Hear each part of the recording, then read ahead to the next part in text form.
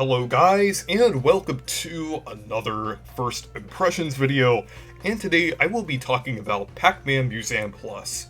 Overall, this game is great. It's a great collection, and there's so many games included that are really fun. There's a lot of variety, and it's great to see Pac-Man finally return. I know this isn't really a full return, but it's probably like the biggest thing we've gotten from Pac-Man in years. I'm not sure what the biggest thing since this was, but I know last year we got Pac-Man 99, but that felt like really like a minor thing because it was really a part of like Nintendo Switch Online and everything, and it didn't really feel like a fully fleshed out game.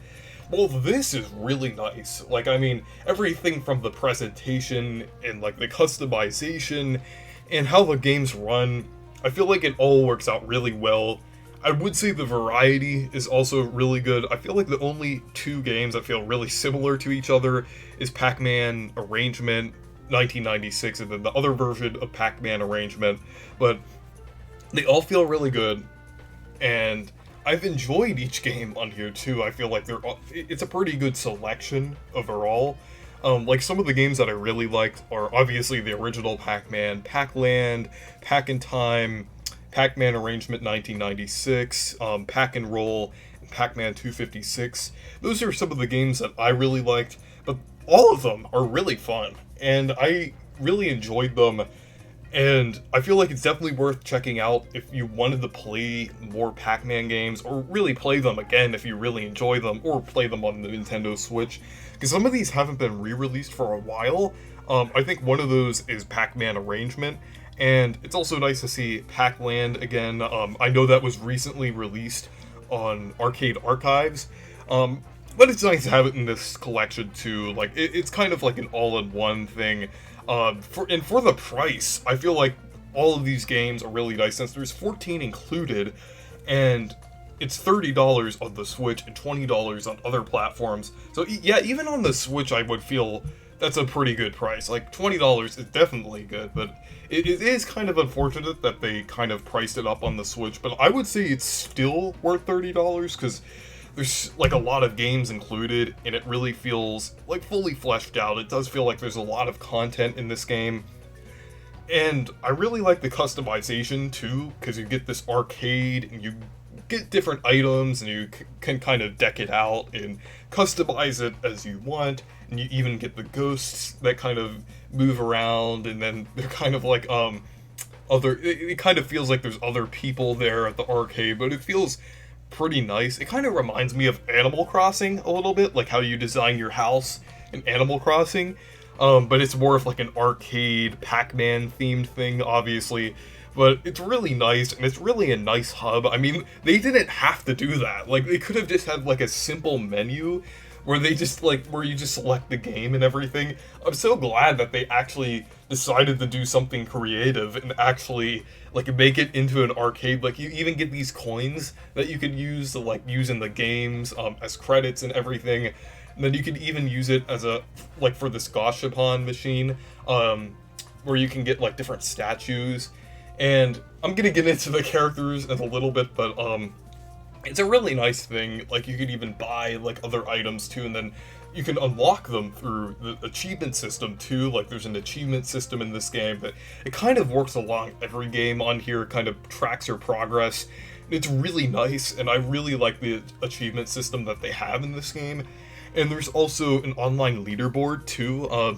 One of my friends on Twitter actually got first on Super Pac-Man, so I think that's pretty cool. But pretty nice to see an online leaderboard for each of the games here. I think that's really nice and a really welcome feature. And one criticism that I have with this game is the character retcons. It's really weird, because like this is kind of like a celebration of the history of Pac-Man. Like, this almost feels like a late 40th anniversary thing, even though that happened 2 years ago. Kind of feels like a late 40th anniversary thing for Pac-Man, because it really feels like a celebration of the series with everything except the characters.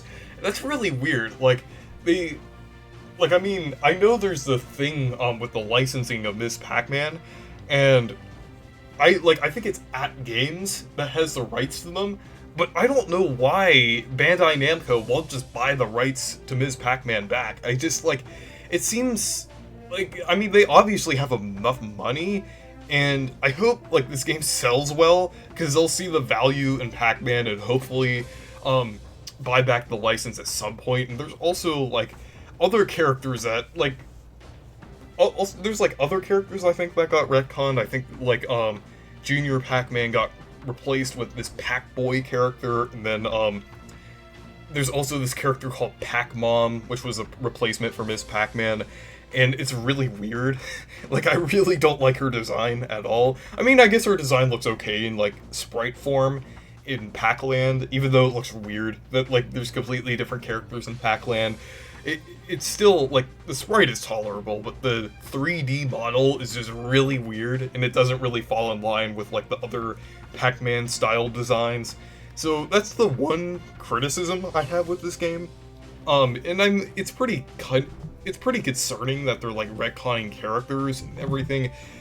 But this collection overall, I feel, is pretty good. Like, there's a lot of variety, the games function really well, and it's overall a pretty good collection, and I definitely recommend it if you want to play these games. Like, if you haven't played a lot of them, or you've played some of them before but you want to play them again, I definitely recommend it. And definitely for Pac-Man fans, I recommend it.